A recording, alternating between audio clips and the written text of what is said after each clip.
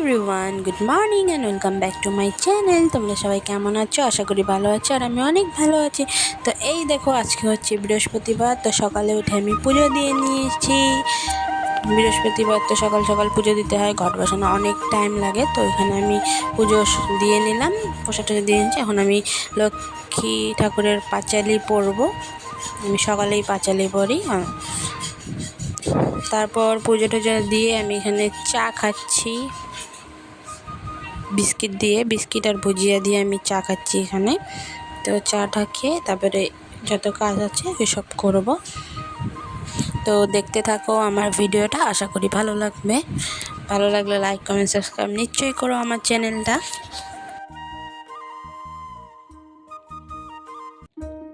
তো তারপর গিয়ে আমি ভাত বসালাম। তো আমার ভাত হয়ে গেছে। ভাত হওয়ার পর আমার মা আসলো। আমার মা এসে আমার মায়ের রান্না করলো। তো আজকের মেনু হচ্ছে ভাত, কচুরলতি, চচ্চড়ি, তারপরে লাল লাল একদম ডিমের ঝোল আর তিতা করলা ভাজা। A few moments later. Good evening guys.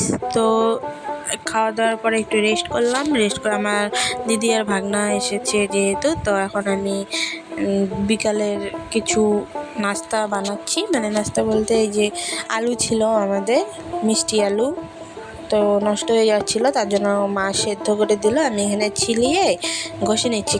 কেন বলো তো, ঘষলে না গ্রেট করলে মানে সুন্দর হয়। আর ওই যে আঁশগুলো দেখো আমি ফেলিয়ে দিচ্ছি, আঁশগুলো দেখা যায়, তখন ফেলানো যায়, না হয় মুখের মধ্যে খাওয়ার টাইমে লেগে যায়, ভালো লাগে না খেতে। তো তার জন্য আমি এখানে আলু গ্রেট করে নিচ্ছি।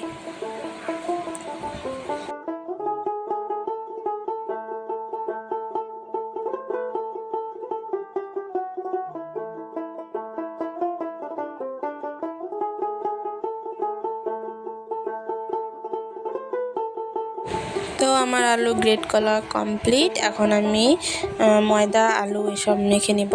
এই আলুটা এখন আমি একটা গামলার মধ্যে নামিয়ে নিচ্ছি। নিয়ে এখানে আমি এখন লবণ দিব, তারপর সাদা তেল দিব, ময়দা দিব, দিয়ে মেখে নিব। এই যে দেখো আমি লবণ দিলাম,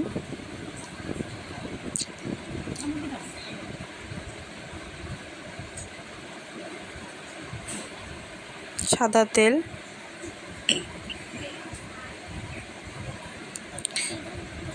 ময়দা দিলাম। আর জল দিব না, জল দিলে বেশি পাতলা হয়ে যাবে। মানে একদম কম জল দিব, কারণ আলুটা তো আছেই। তো আলুটা দিয়েই মাখা হয়ে যাবে। মাত্র পরিমাণ মতো একটু জল দিব, এতটুকু, আর জল দিব না। তো এই দেখো আমার মাখা কমপ্লিট। এটাকে এখন একটু ঢেকে রেখে দিই, তারপর আমি সন্ধ্যা দিতে যাই। সন্ধ্যা দিয়ে এসে তারপর বানাবো।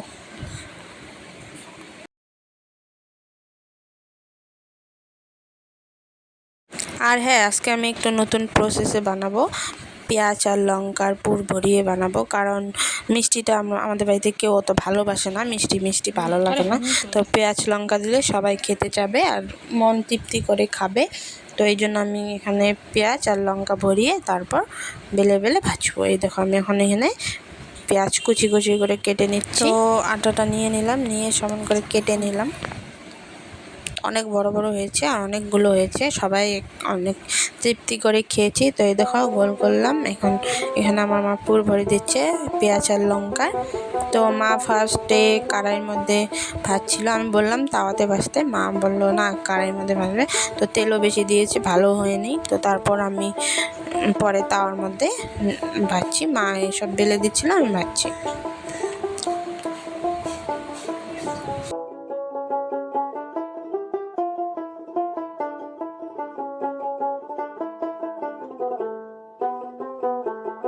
এই দেখো কড়াইতে দিচ্ছে, কড়াইটা একদম ভালো হবে না, একদম বাজে হবে, যার জন্য আমি পরে আবার তাওয়া বসিয়ে তাওয়াতে করেছি।